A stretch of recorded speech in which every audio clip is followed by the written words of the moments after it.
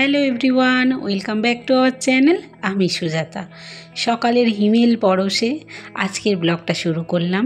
ঠান্ডা তো প্রায় ঢুকেই গেছে, প্রচণ্ড ঠান্ডা হাওয়া দিচ্ছে। সেই ঠান্ডার মধ্যে গরম গরম চা খেয়ে নিলাম। এত সুন্দর ওয়েদার, সকালটা যেমন ঠান্ডা হাওয়া, তার সাথে সেরকম রোদ, একদম চনমনে রোদ। এই ওয়েদারের মধ্যে গরম চা দিয়ে সকালটা শুরু হলে, আর শীতকালটা সবাইয়ের পছন্দের একটা কাল। এই শীতকালে যদি রোদ থাকে, এরকম কড়া একটা রোদ, আর প্রচণ্ড ঠান্ডা, ঘুরতেও যেতেও ভালো লাগে, আর সারাদিন কাজ করতেও ভালো লাগে। রোদটা যদি পাওয়া যায় এরকম, যদি ম্যাচম্যাচে হয় ভালো লাগে না। মাথার মধ্যে এতটা পরিমাণ তেল দিয়েছি, যার জন্য মাথাটা এরকম লাগছে। আর চুলটাও ঠিকঠাক মতো আঁচড়ানো হয়নি, সকালবেলা কাজ করছি। কারণ সকাল সকাল যদি কাজটা করে নেওয়া যায়, তাহলে একটুখানি বসার জন্য সময় পাওয়া যায়। তাই আগে কাজকর্মগুলো বাসি সব কাজকর্ম করে নিয়ে রান্নাঘরে একবারে ঢুকবো। আর প্রচণ্ড হাওয়া দিচ্ছে, বেশিক্ষণ লাগবে না জামা কাপড়গুলো শুকনো হতে, তাড়াতাড়ি শুকনো হয়েও যাবে। আর ওদিকে আমি রান্নাবান্না করে এগুলো তুলে নিয়ে চলে যাব। আর এটা দেখো, কার্তিক পুজোর বাস্প হচ্ছে। সামনে কার্তিক পুজো না, তাই কার্তিক পুজো এখানে বড় করে কার্তিক ঠাকুর আসে, ওই কার্তিক পুজোর বাস পড়ছে। আর গরুগুলো এখানে গাছ বসিয়েছে। 2 বছর নাকি ভালো করে দেখাশোনা করতে হবে, তারপর নাকি টাকা পাওয়া যাবে যারা করছে। আর আজকে একদম হেলদি রান্না করব। এই যে কুমড়ো শাক নয়, এটা লাউ শাক, আর সব রকমের সবজি দিয়ে ভাত বসিয়ে দিচ্ছি সকাল সকাল। অল্প পরিমাণ ভাত, সবজি বেশি। মাঝে মধ্যে এরকম ডায়েট করি আমরা, ভাল লাগে এই শীতকালের মধ্যে সবজি টবজি খেতে না। রং বেরঙের যেমন সবজি থাকে না, এই সবজি দেখলেই মন ভরে যায়। তার সাথে ফলমূলও তো অনেক থাকে শীতকালে, তাই ফল এনেছে, বাস্কেটটাকে ফুলফিল করে নিচ্ছি। বাস্কেটটা খালি হয়ে গেছিলো, এই বাস্কেটটা নতুন নিয়েছি। দেখতে কত সুন্দর বলো তো, মাত্র দাম 30 টাকা। এত সুন্দর দেখতে, এরকম বাস্কেটে গাছও বসানো যাবে। একটুখানি ফুটো করে নিলেই এত কম দামের মধ্যে যে এখন এইসব জিনিসপত্র পাওয়া যায়, ভাবা যায় না। যে 30 টাকার মধ্যে এরকম বাস্কেট, সুন্দর সুন্দর পাপোশ নিয়ে আসে পাড়ার মধ্যে, আর সেগুলো থেকে আমি কিনেছি। আমার ভালো লাগলো, বেশ শেপটা সুন্দর, এর মধ্যে ফল রেখে দিলাম। আর এটা ফুলফিল করে এবার রান্নার কাজে বসেছি। সব কাজকর্ম হয়ে গেছে, বাসি কাজ। আজ সবজি কেটে নিচ্ছি। শীতকাল এলে না, এই শিমটা না বড় আমার পছন্দের সবজি একটা। এই শিম না ভাজা থেকে শুরু করে, সিদ্ধ থেকে শুরু করে, আলু ভাতের সাথে সিদ্ধ করে মুলে, তার সাথে আবার এটা শিমটাকে ভর্তা করে, বেটে, যা খুশি করে শিম শুধু নুন দিয়ে খেয়ে নিতে পারে। এত পছন্দের একটা সবজি। আর এই শিমের সাথে যদি যুগলবন্দি করা যায় ধনেপাতা, টমেটো, আর কাঁচা লঙ্কা আর আদা, ব্যাস, আর কিছু লাগে না। বড়িটা আমার পছন্দের না, তালিকার মধ্যে পড়ে না, কিন্তু আমার বরের পছন্দের। খেতে মন্দ লাগে না গন্ধটা, কারণ এটা হচ্ছে বাড়িতে বানানো বড়ি। একজন আসে, বাজার কাকু, সে দিয়ে যায়। এত ভালো বড়িটা, যা রান্না দিদি, মাছের ঝোলেও দিলে বড়িটা না এত সুন্দর টেস্ট হয়, খুব সুন্দর টেস্ট।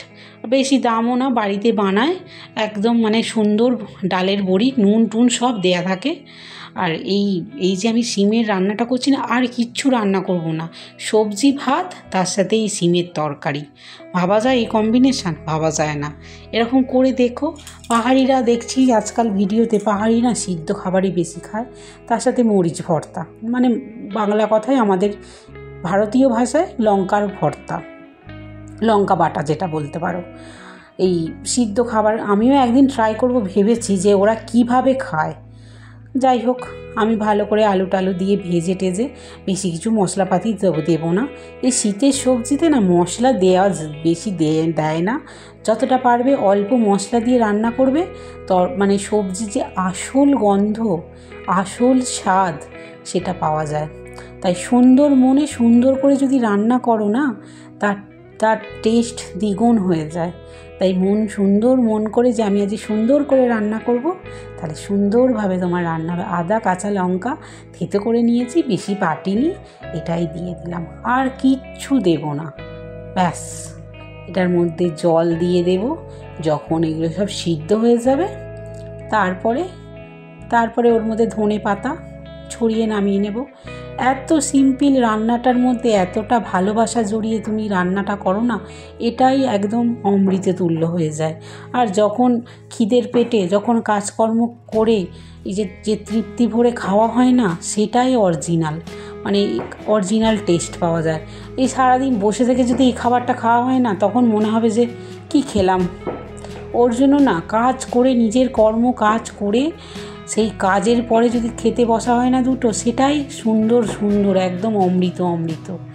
এই ঝোল ফুটে উঠেছে, এটা হয়ে যাবে মোটামুটি, তোমাদের দেখাই, দাঁড়াও। ঘর দুয়ার আমি সুন্দর করে সকালবেলা পরিষ্কার পরিচ্ছন্ন করে রেখেছি। এখন এইটা যখন সিদ্ধটা হয়ে যাবে, বড়িটা ওর মধ্যে দেব, দিয়ে ধনে পাতা ছড়িয়ে ব্যাস গরম গরম ভাতটা নামাবো। ভাত তো হচ্ছে, গরম গরম নামাবো, নামিয়ে খেতে বসে পড়বো। সব কাজ হয়ে গেছে। আমার তো স্নান হয়নি, বরকে খেতে দিয়ে ও সকালবেলা বাসি কাপড় করে গাটা ধুয়ে নিই, তারপর রান্না করেন। বর জানেনি তো, বর এতে যায়, ডিউটি যায়, তাড়াতাড়ি 12টার মধ্যে কমপ্লিট করতে হয়। তার জন্য না প্রচণ্ড সকালবেলা, ঠান্ডাই হোক যাই হোক, সকাল সকাল উঠে আগে কাজকর্ম করে নাও, তারপর ঝাড়া হাত পা নিজের মতো করে কখন খাবো না খাবো, কিন্তু এই তরকারিটা গরম খেতে হবে। মানে ভালোবেসে রান্না করেছি না, ভালোবাসাতে আলাদাই ছোঁয়া থাকে। বরকে বলেছি আজকে তোমাকে স্পেশাল খাওয়াবো। জানি না বরের পছন্দ হবে কি না। চিরঞ্জিত না, যাই রান্না করি, সত্যি কথা বলছি, ও পছন্দ করি, সুন্দর মতো খেয়ে নেয়, বলে না যে কিছু। আর যদি ওকে সবজি রান্না করে দিই, বলে ভালোই হয়েছে। সবজি খেতে সবাই পছন্দ করে, মাছ মাংস যেমন আমরা পছন্দ করি, তেমন সবজি রান্নাটাও যদি টেস্টি করে করি না, খুব পছন্দ করে। বড়িগুলো দেখেছো, জলে একদম ঝোলের মধ্যে টইটুম্বুর হয়ে গেছে, যতটা না ওর শেপ তার থেকে বেশি হয়ে গেছে। মোটামুটি রান্নাটা কমপ্লিট হয়ে গেছে। এবার ভাতটা বেড়ে নিয়ে আসি, দাঁড়াও। ভাতটা না দারুণ লাগছে দেখতে, দেখেছো কত সুন্দর লাগছে। এই যে ঝোলটা, ওটা কিন্তু ফ্যান ঝাড়ায়নি, ফ্যান সমেত। চলো চিরঞ্জিতকে খেতে দিয়ে তারপরে আমার কাজ করব, মানে স্নানটা করব, ঘরটা মুছবো, তারপরে আমি আর সোনাকে দেবো। আজকের মতো আসি।